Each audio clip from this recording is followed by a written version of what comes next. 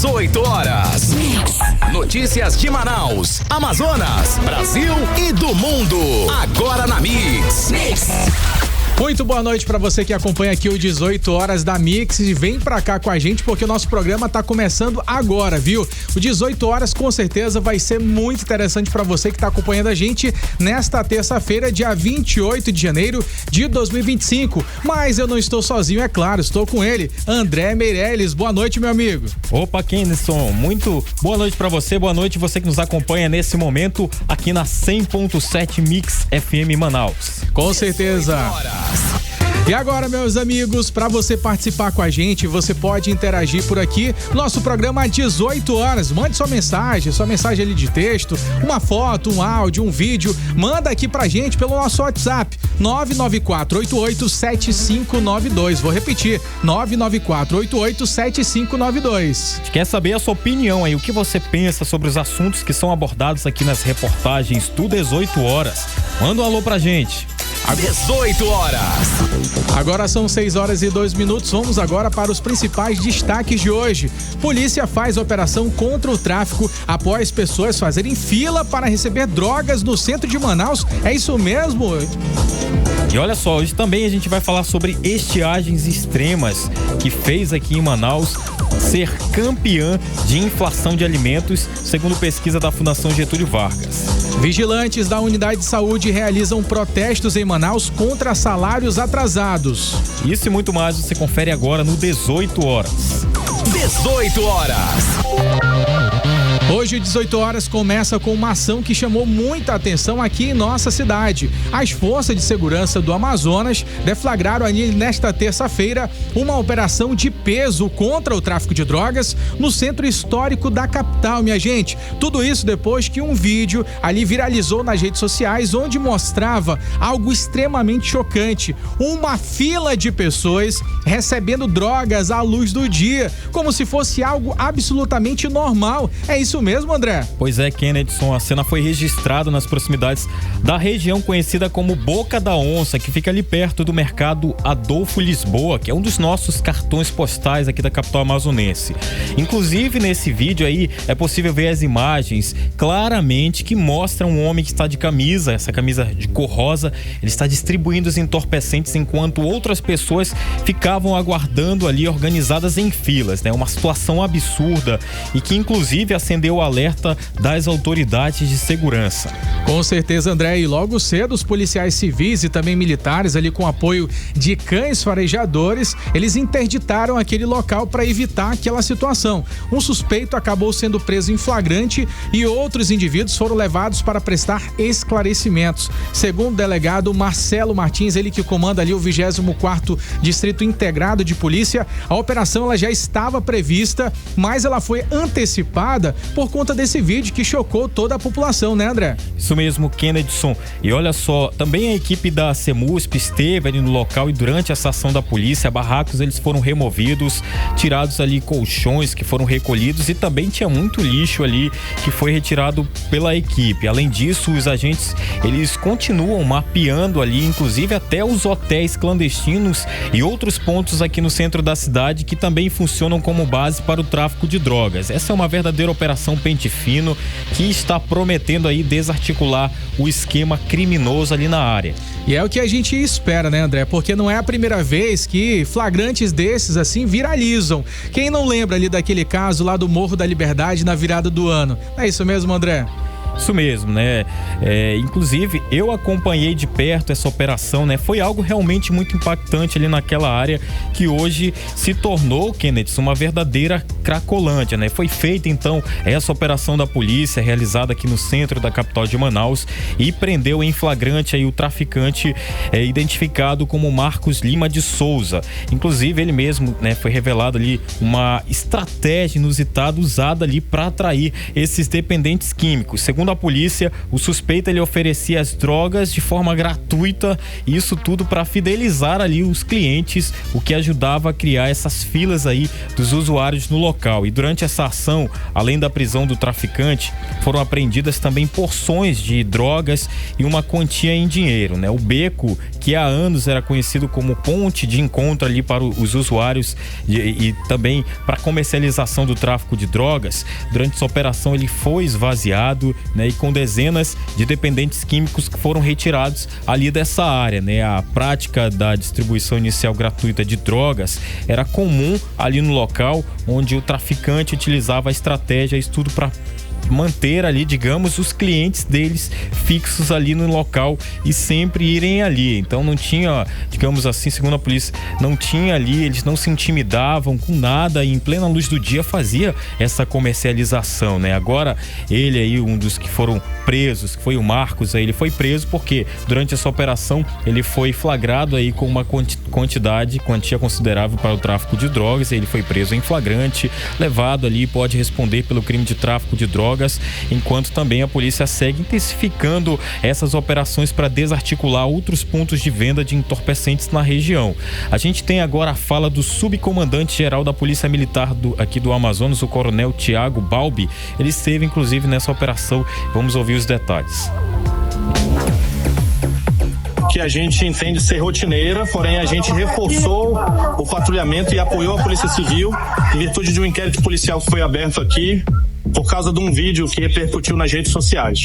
Então esse local aqui precisava de atenção, precisava de uma ação da polícia em virtude da desordem causada aqui por uma situação social, e a gente fez esse primeiro atendimento conduzindo as pessoas que estavam aqui para a delegacia. Apenas um foi conduzido preso, que estava com uma quantidade de drogas que garantisse a prisão em flagrante dele. Os demais a gente entende que são usuários, mas a gente precisou conduzi-los para a delegacia. Eles não estão presos, eles vão ser qualificados, e a partir das informações que a gente conseguir no inquérito policial, nas investigações, nós teremos outras ações aqui no centro, ações de polícia e eu acredito que também ações sociais. 18 horas. Tá aí, Kennedson. A gente conferiu a fala do subcomandante-geral da Polícia Militar aqui do Amazonas, coronel Tiago Balbi, que esteve nessa operação, né? E também a gente solicitou uma nota da Secretaria de Segurança Pública aqui do estado, que disse que vai manter as operações realizadas e vai reforçar ainda mais o trabalho, mas a Secretaria também ressaltou ali na nota que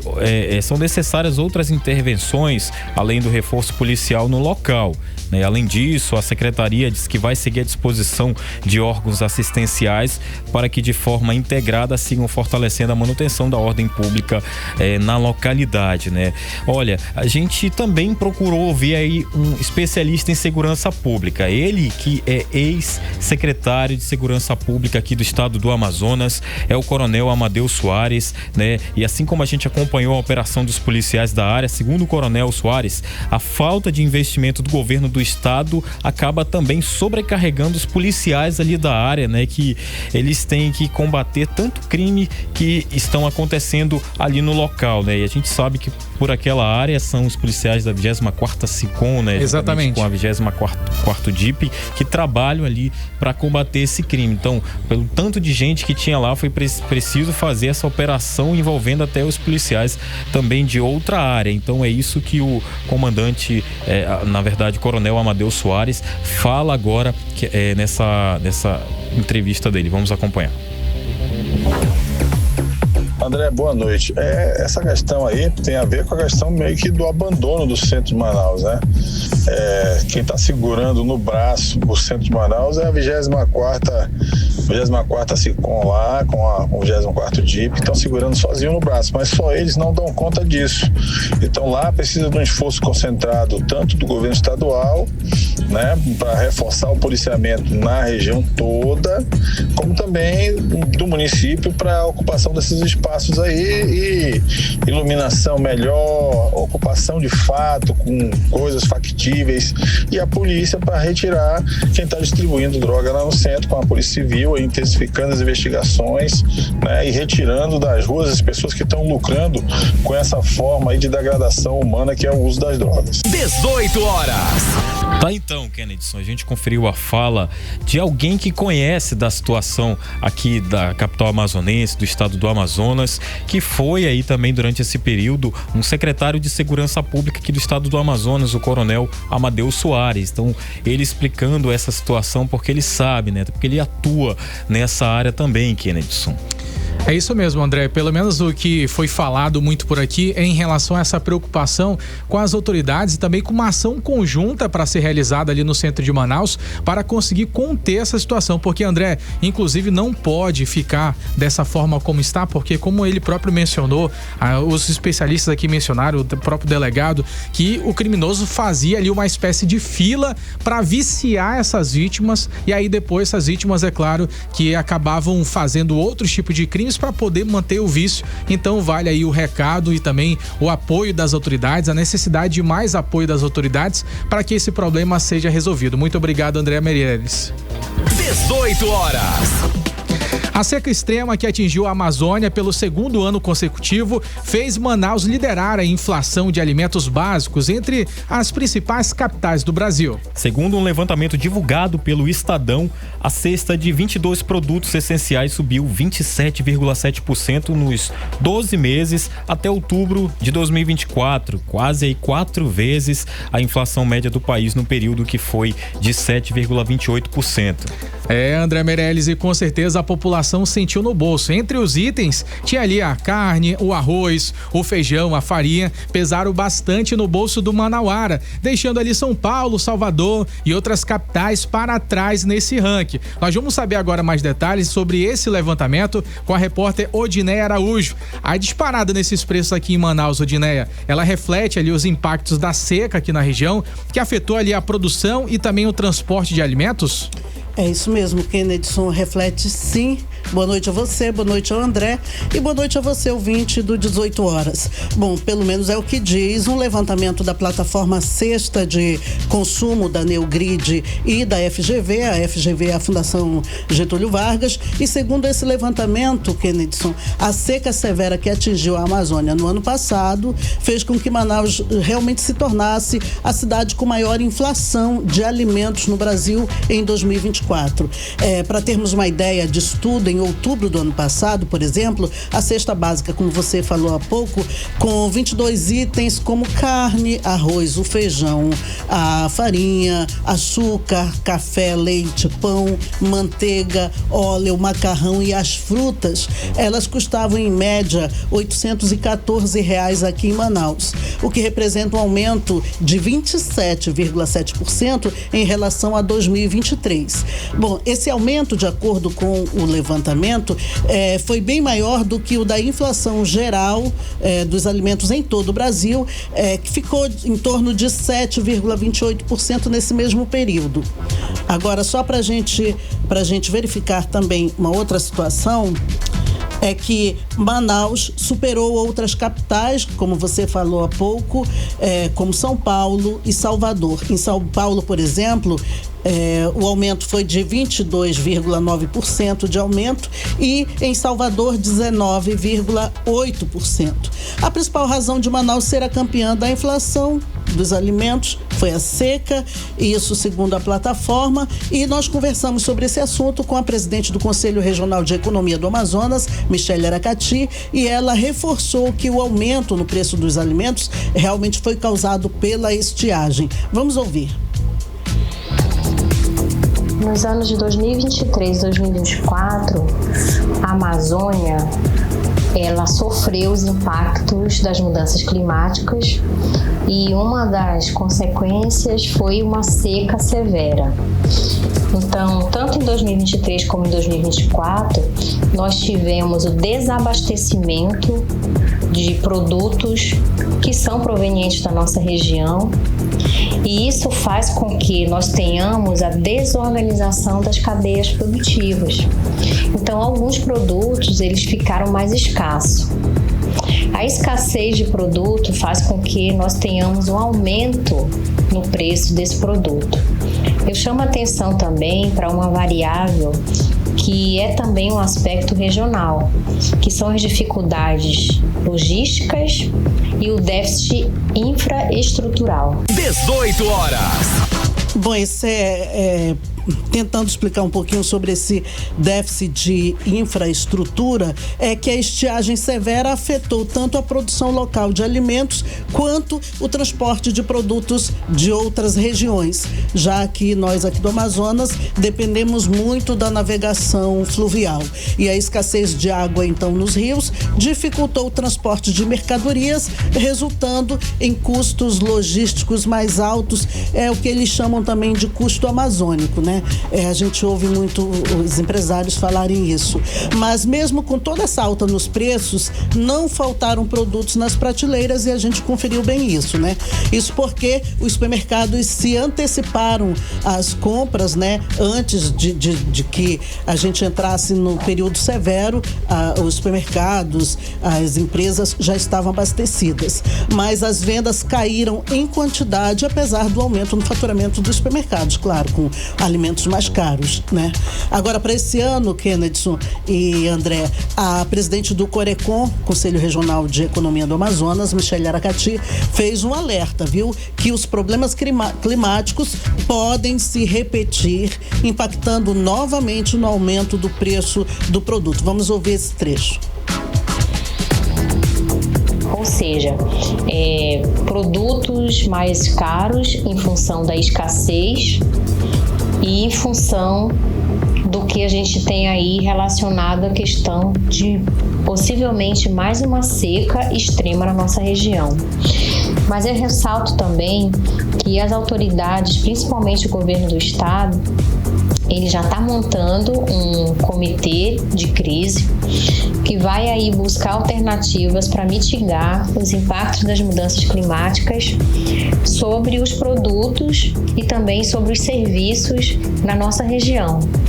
Mas pelo que nós sabemos, esse processo aí de inflação, principalmente a inflação dos alimentos, ele vem em decorrência dos anos anteriores. 18 horas.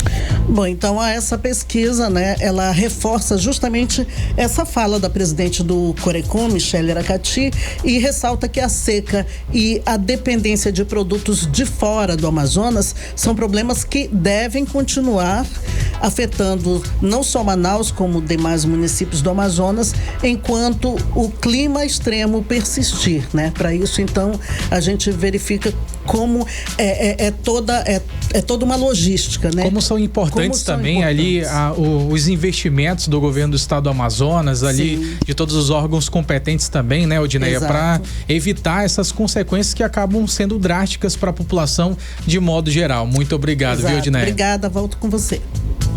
Você está ouvindo 18 horas. Olha, o governo federal vai definir nas próximas horas a quantidade de agentes que vão ser deslocados para reforçar a Operação Acolhida no norte do Brasil em parceria com a ONU.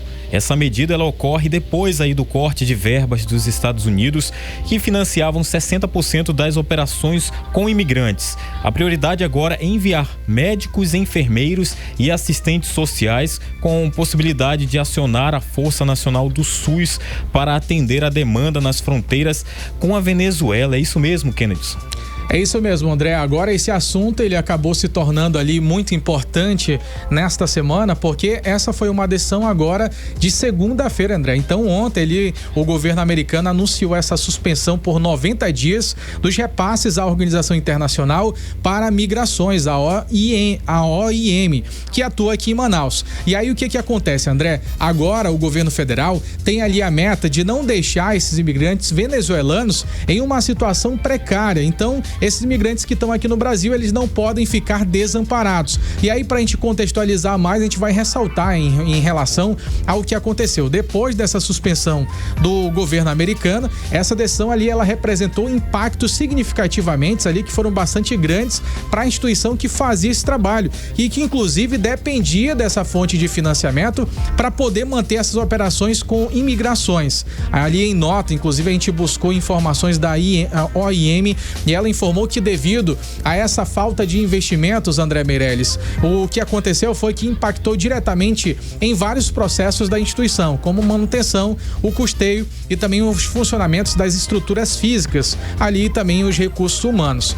Segundo o governo americano, eles mencionaram que essa medida de suspensão desse investimento, ela é muito para revisar ali todos os programas em andamento, para poder garantir que toda essa ajuda que ela é enviada pelo governo americano, ela esteja alinhada com os objetivos da política externa do governo Trump. Essa decisão ali tem impactos não apenas aqui no Brasil, André Meirelles, mas também em outros países que dependem dessas ações humanitárias coordenadas pela entidade. Ali, esse corte ele representa uma interrupção de um investimento anual que equivale ali, segundo dados da ONU, a 1,3 bilhão de dólares, valor que é destinado a programas humanitários em várias regiões do mundo. Então, para você ver o tamanho do quanto esse investimento ele é necessário para vários países. Aqui no Brasil, essa suspensão ela impacta principalmente a operação de acolhida, que oferece ali o apoio aos imigrantes venezuelanos que entram pelo país ali pela fronteira de Roraima, e por isso a importância,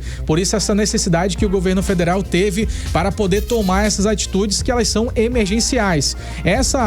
Esse apoio do governo federal, ela é uma iniciativa que surgiu em 2018 e tem ali esse objetivo de ter uma parceria com a ONU e também com organizações da sociedade civil, que atendeu ali durante esse período, desde 2018, 470 mil pessoas. No entanto, 80 mil ainda dependem desse suporte humanitário. E devido a esse cenário, foi que o governo Lula convocou ali de forma emergencial uma reunião com a Casa Civil para discutir ali as formas para reduzir esses impactos da suspensão, para não prejudicar esses atendimentos aos imigrantes. O governo ele também pretende transferir atribuições para pastas ali que atuam na operação acolhida, como o Ministério da Justiça, da Saúde e também do Desenvolvimento Social. Aqui em Manaus, o governo do estado do Amazonas garantiu essa continuidade de alguns dos serviços que já são oferecidos ali no posto de triagem de interiorização lá no Parque da Compensa. Então, esse serviço permanece ainda sendo ativado lá no Parque da Compensa, e em nota, a Secretaria de Justiça e Cidadania informou que já iniciou um plano de atendimento para suprir toda essa demanda atual. Também ressaltou que essa operação, a Operação Acolhida, ela já havia sido transicionada em 2024 para o Executivo Estadual, o que fez do Amazonas o primeiro estado responsável por fazer esse trabalho com migrantes e também refugiados no Brasil. A Sejusc também ressaltou que essa atribuição ela não era mais exclusiva da organização internacional, ou seja, esse serviço permanece ainda sendo utilizado. A gente ouviu o advogado Caupolicán Padilha, ele que é advogado e também presidente da Comissão de Direitos Humanos, e a gente perguntou exatamente dele sobre o que isso pode ali afetar a esses serviços que são oferecidos aqui em nossa capital, mas também no norte do Brasil. A gente vai ouvir agora a fala do advogado, que traz mais detalhes pra gente sobre o que ele avalia sobre esse cenário. Vamos ouvi-lo. E sem o dinheiro dos Estados Unidos, é óbvio que o programa ele vai estar comprometido. Agora, se ele vai colapsar, vai depender muito da disposição do governo brasileiro e dos equipamentos públicos nacionais, como a própria prefeitura, o próprio estado, até que ponto eles se dispõem a oferecer essa assistência, até que ponto eles se dispõem a assumir esse programa. 18 horas.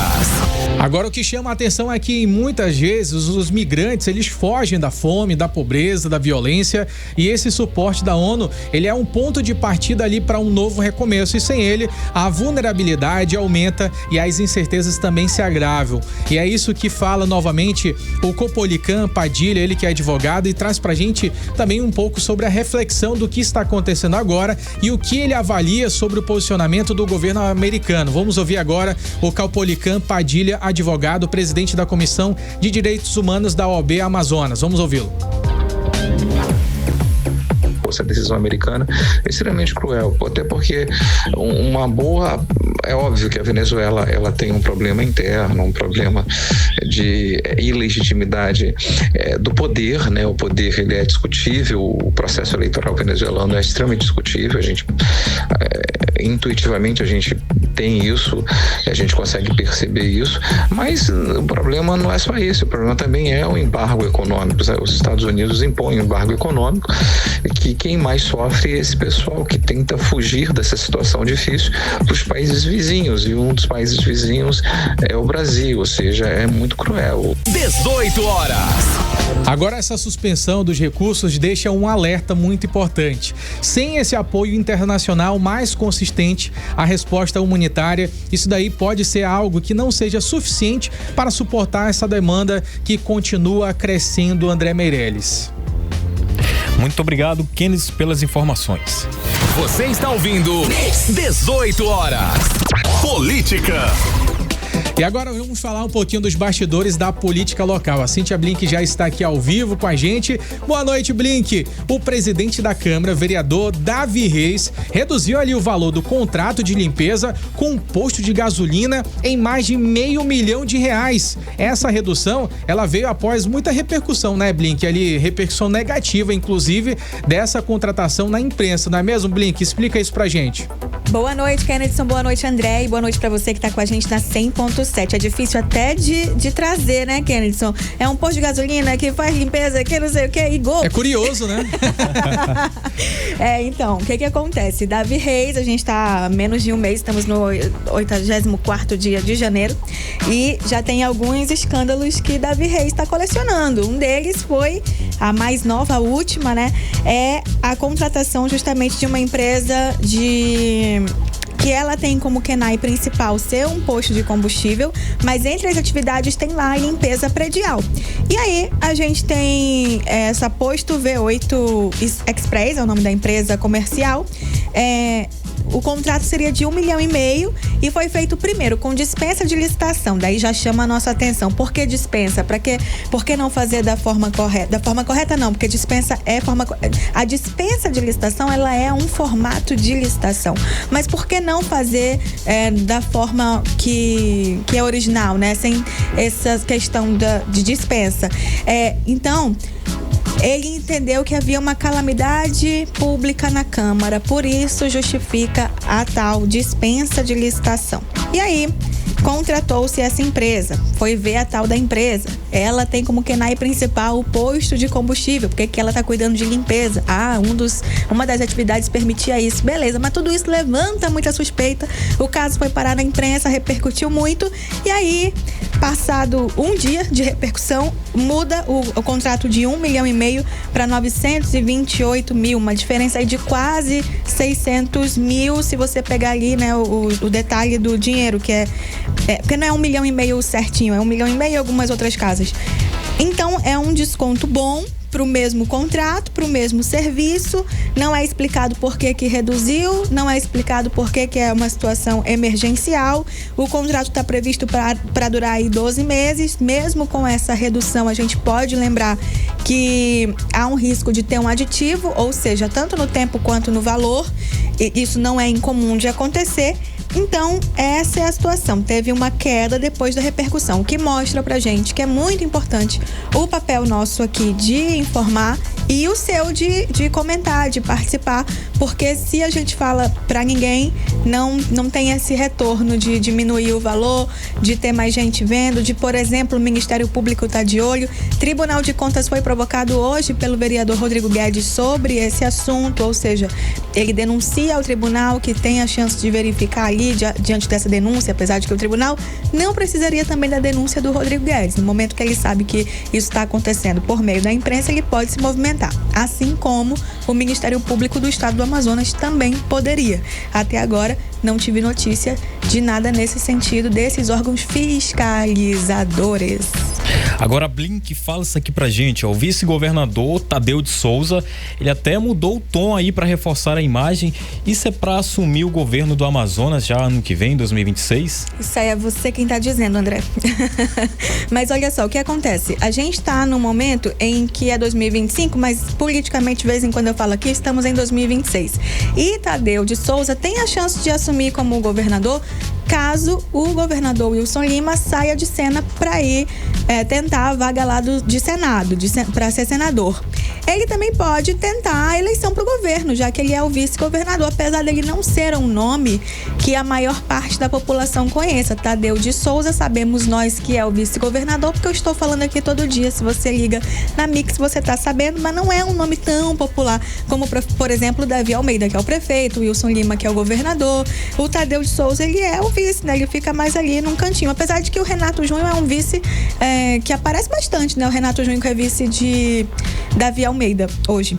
Mas, enfim, Tadeu de Souza, o que aconteceu? Ele mexeu no Instagram, sabe, André?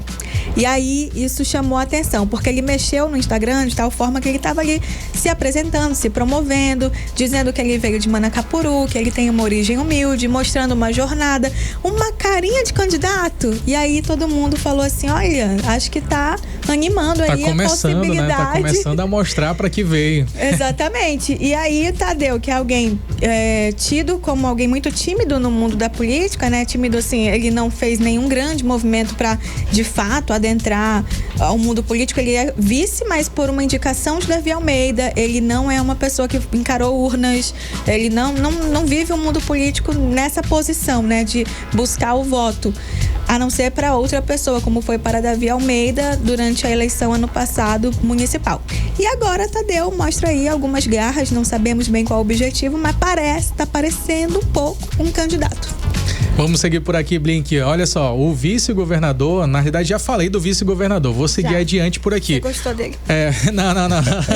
O advogado subprocurador, Blink, do município, o Marco Aurélio Choi, ele é candidato a uma vaga de desembargador? Então, fui perguntar dele, porque estão falando nos bastidores que ele é um forte candidato a desembargador. Esse ano vai abrir uma vaga, quer dizer, vão abrir 3 vagas, mas uma delas é para advogado. Então, a OAB faz uma lista de 6 nomes, lista sextupla.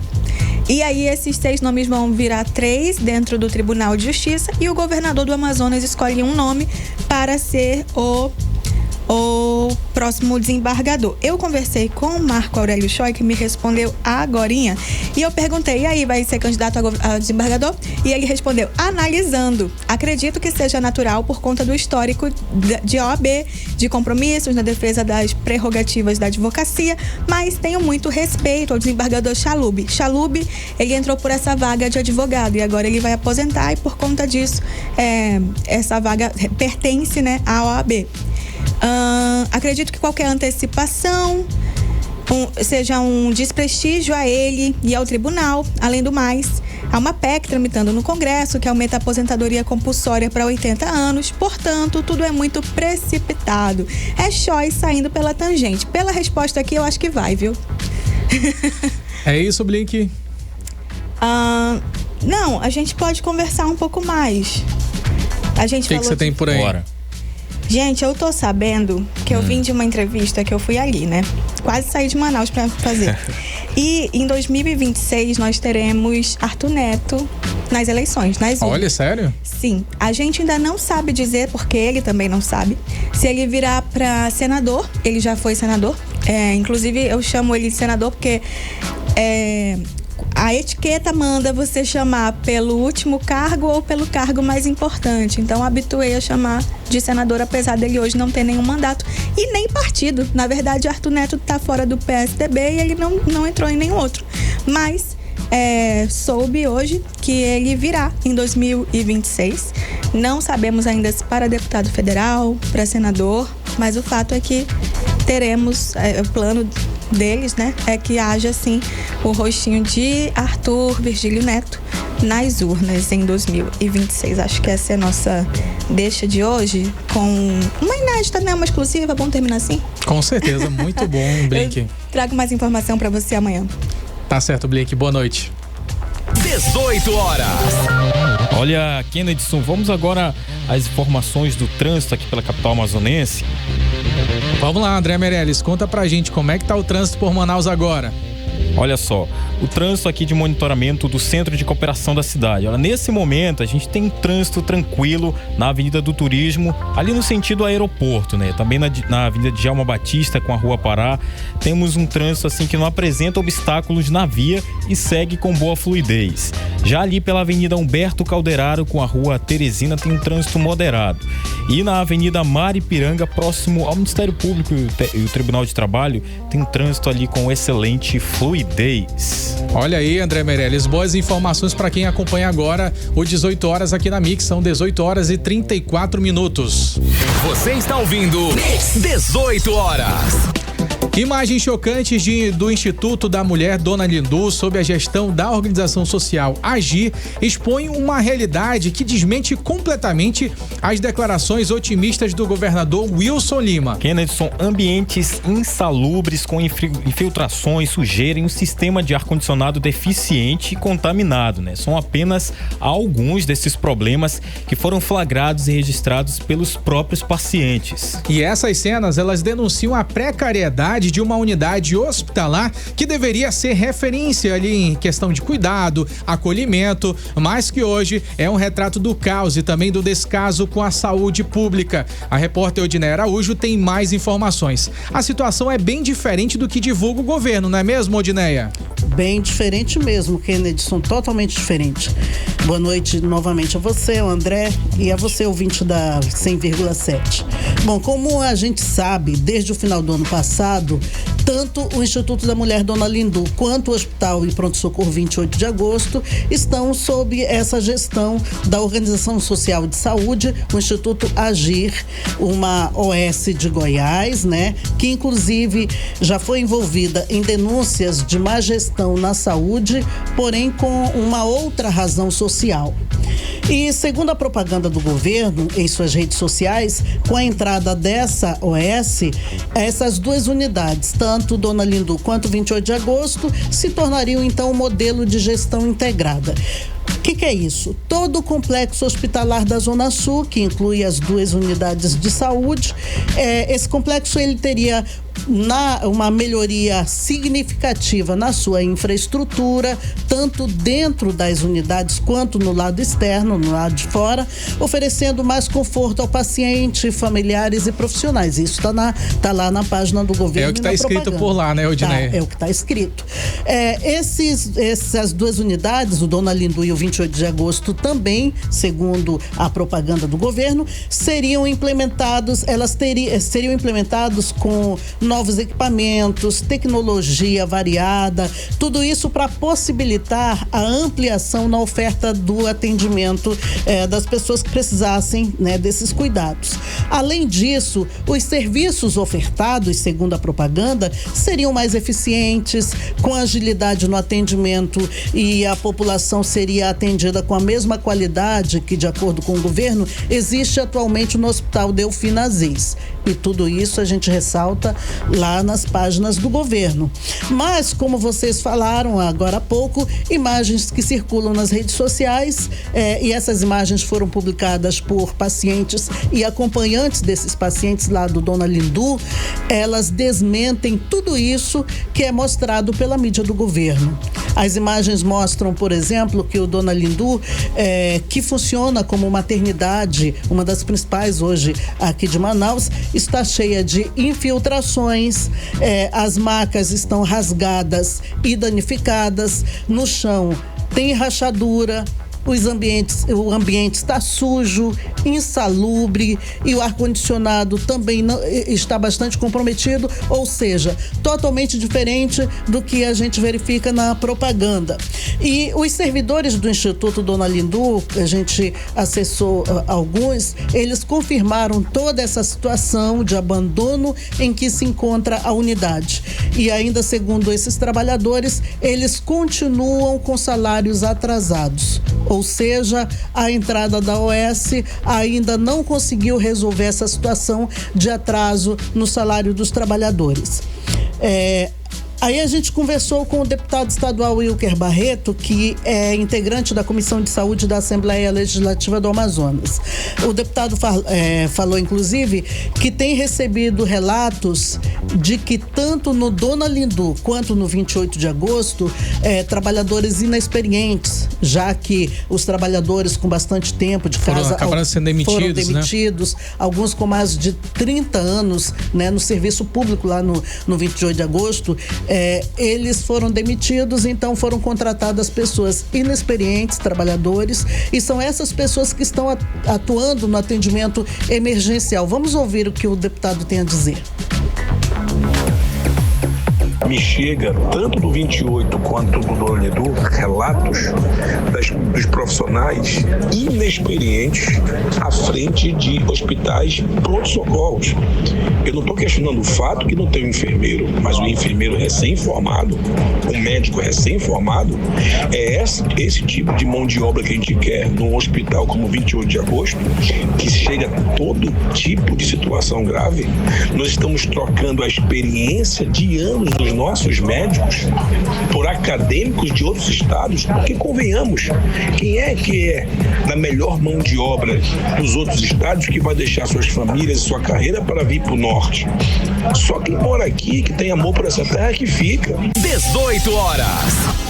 Bom, o deputado Wilker Barreto também, Kennedson e André, ele ressaltou que está juntando, inclusive, documentos para formalizar uma denúncia contra o governo do estado por negligência na saúde pública do Amazonas, já que, como nós estávamos falando há pouco, lá na unidade é onde são atendidas as mulheres, não apenas as parturientes, mas também mulheres com outros problemas sérios de saúde, né? E elas chegam lá e encontram um ambiente insalubre e, o que é pior, um atendimento precário feito por profissionais inexperientes. A gente vai ouvir agora o trecho que o deputado fala justamente sobre essas denúncias e o que se pretende fazer. Tenho denúncias gravíssimas de óbito, acreditem, óbito, pessoas que vieram à morte por pura negligência. E o que é mais grave, o governo gasta dinheiro do contribuinte, na casa de milhões, para vender propaganda enganosa na televisão. Isso é criminoso. 18 horas. Bom, com certeza, realmente é criminoso. Volto com vocês.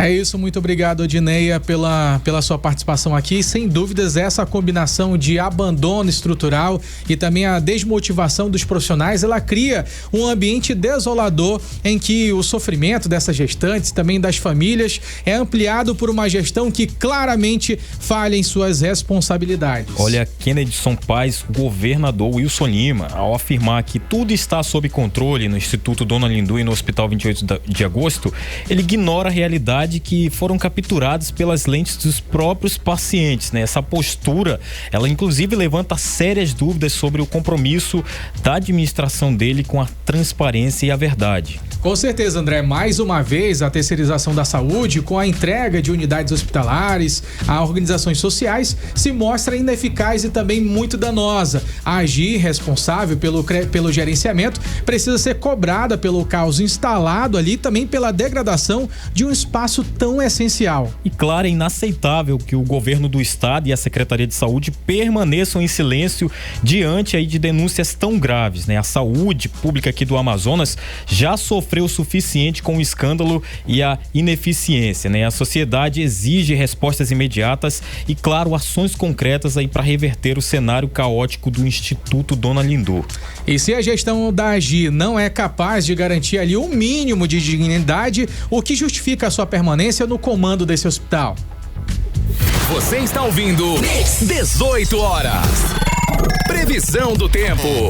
E a previsão do tempo para amanhã, quarta-feira, é de sol com aumento de nuvens e pancadas de chuva no fim da manhã e à tarde, só que pela noite vai ser chuvosa. A mínima é de 25 graus, a máxima de 30 e a umidade do ar é de 83%. 18 horas. Vamos agora ver como é que tá, na realidade ouvir, né? Como é que tá o nível das águas do Rio Negro aqui em Manaus. Olha só, a subida das águas do Rio Negro continua desacelerando. De ontem para hoje subiu apenas 6 centímetros, perdendo ali um pouco mais de força em relação aos dias anteriores. Com isso, a marca do rio ali no Porto de Manaus atingiu a marca de 22 metros e 9 centímetros. 18 horas.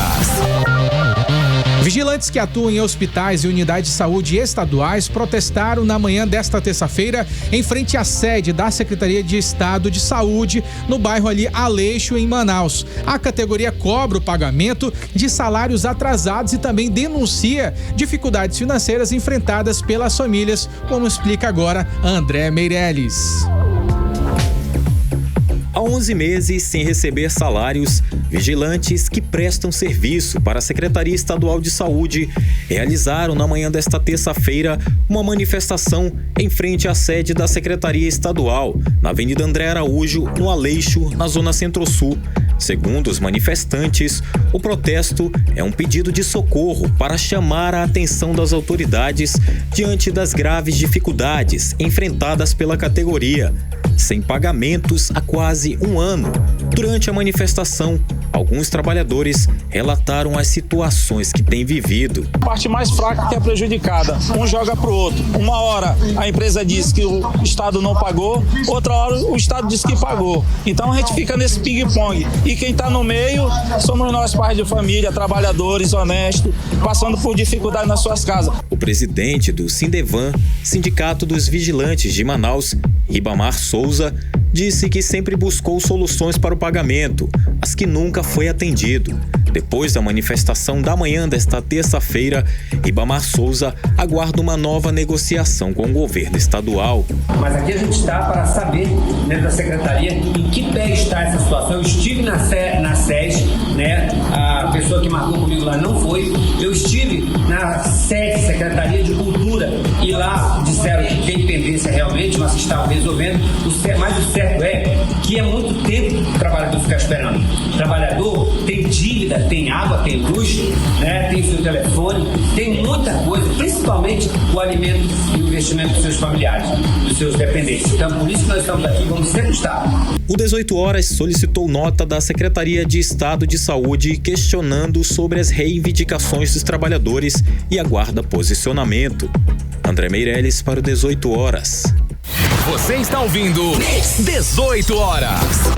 Vamos agora seguir com informações ao vivo que acaba de chegar aqui para os 18 horas. Agora são 18 horas e 46 minutos. Olha só, uma carreta carregada com entulhos tombou e interditou parte da Avenida das Flores, na zona norte de Manaus. E isso daí aconteceu na tarde de hoje. E esse acidente, ele ocorreu ali no sentido Cidade Nova, Santa Teovina, mas não deixou feridos, graças a Deus, e também não envolveu nenhum outro tipo de veículos. Kennedson, segundo testemunhas, o motorista perdeu o controle do veículo ao tentar fazer uma curva próxima a uma passagem subterrânea e acabou colidindo contra as barreiras de proteção, né? A carreta tombou ali na pista contrária, o que agravou o transtorno, ainda mais, né?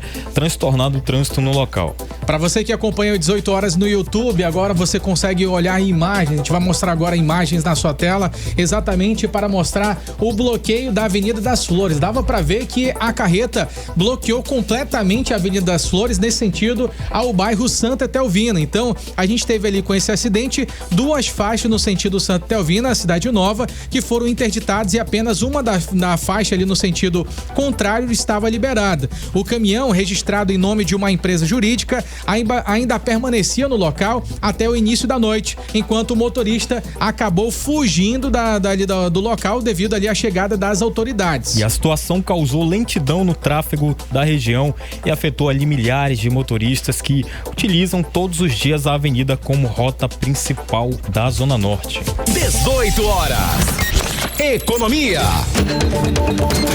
Olha só, o dólar fechou em queda de 0,73%, cotado a R$ 5,86. O euro fechou em queda de 1,29%, cotado aos R$ 6,12. O Bitcoin fechou em queda de 1,06%, cotado a R$ 596.404. E o Bovespa, fechou negativo com menos de 0,05%, 0,62% aos 124.092 pontos.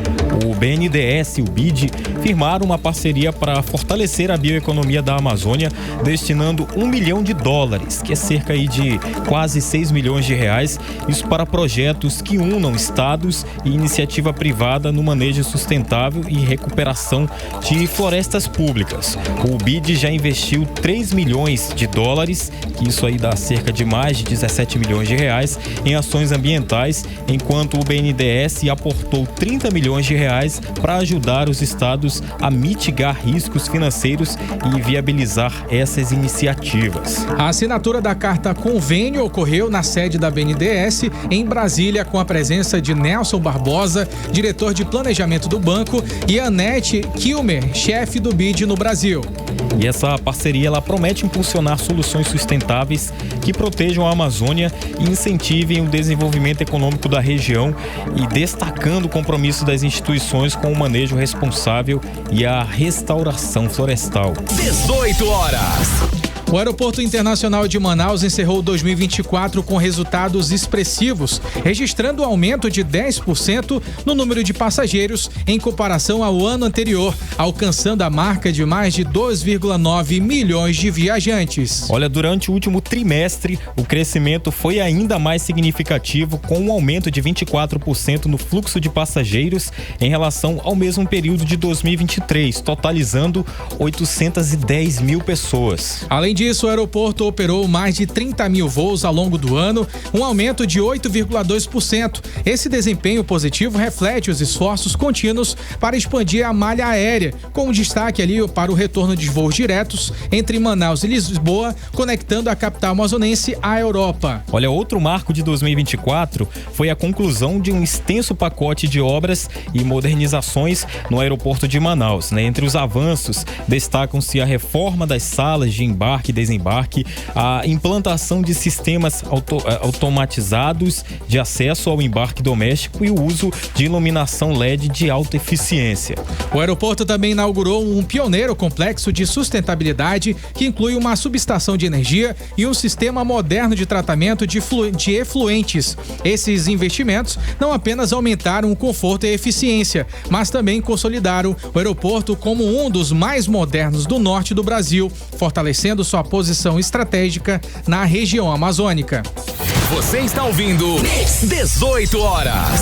Pesquisa Genial Quest divulga nesta segunda-feira. Ela divulgou nesta segunda-feira, trouxe ali um alerta ao governo federal, porque disse: 66% dos entrevistados acreditam que o governo errou mais do que acertou na polêmica envolvendo o Pix, enquanto apenas 19% consideram que houve mais acertos. E o tema se destacou como uma das principais críticas ao governo Lula, com 11% apontando a regulação do Pix como a pior notícia relacionada à gestão atual.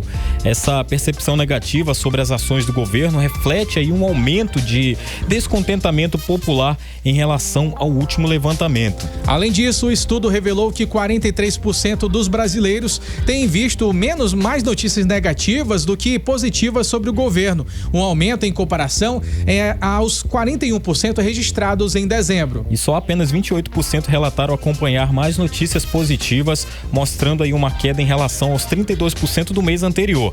Esses números ali mostram que a comunicação oficial do governo enfrenta dificuldades em melhorar a imagem pública, já que 53% dos entrevistados classificaram a comunicação como negativa, enquanto apenas 18% a avaliaram positivamente. Outro dado relevante da pesquisa foi a resistência da população a mudanças no sistema de validade de alimentos, com 63% dos entrevistados se declarando contrários à ideia. A pesquisa, que ouviu 4.500 brasileiros entre os dias 23 e 26 de janeiro, reforça os desafios do governo Lula em equilibrar ações polêmicas com uma comunicação mais eficaz. A margem de erro do levantamento é de 1 ponto percentual, com um nível de confiança de 95%.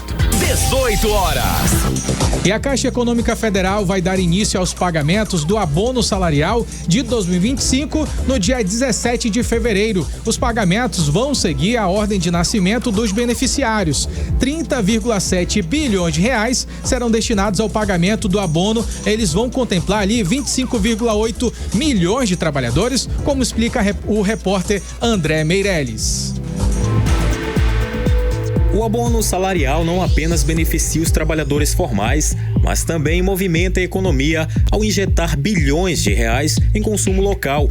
Em 2025, o total de repasses vai ser de 30 bilhões e 700 milhões de reais, um aumento significativo em relação aos 27 bilhões de 2024.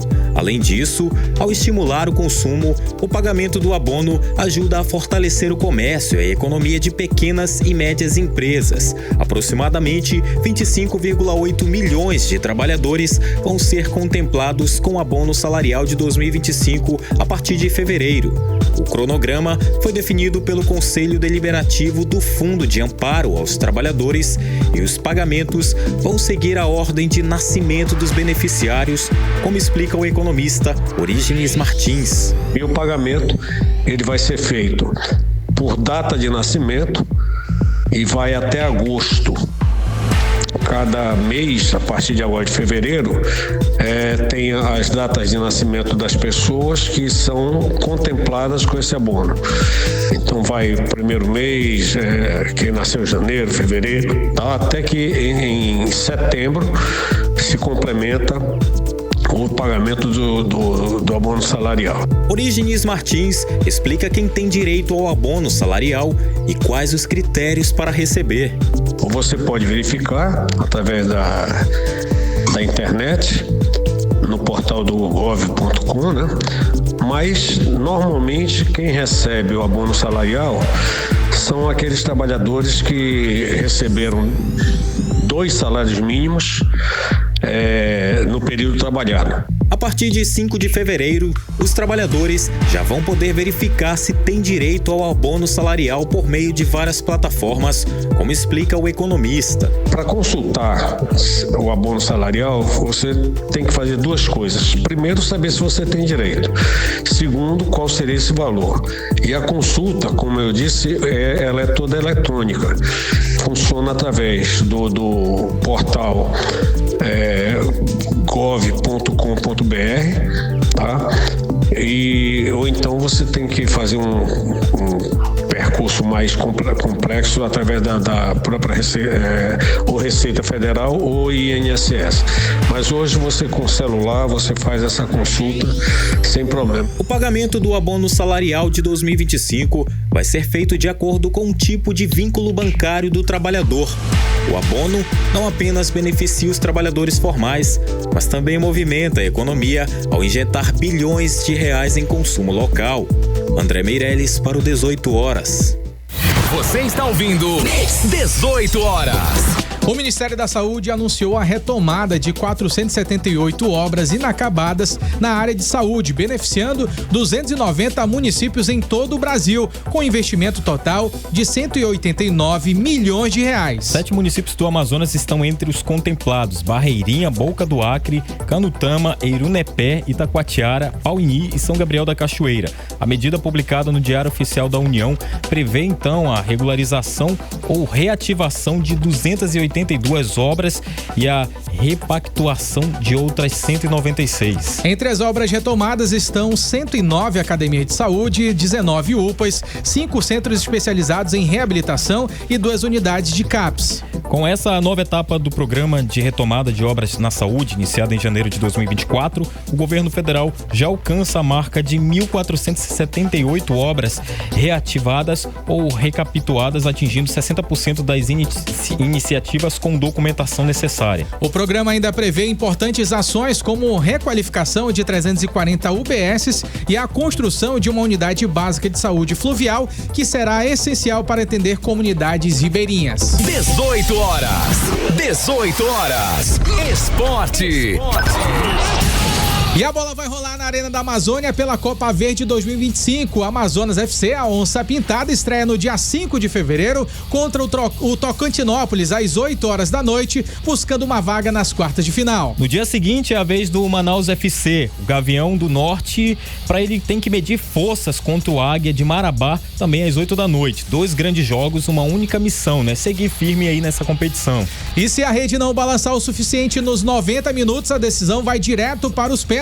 A Copa Verde segue ali em formato mata-mata até as quartas, onde começam os duelos de ida e volta. Os clubes amazonenses ali prometem dar tudo em campo para poder fazer valer o mando do jogo e também manter a esperança pelo título viva.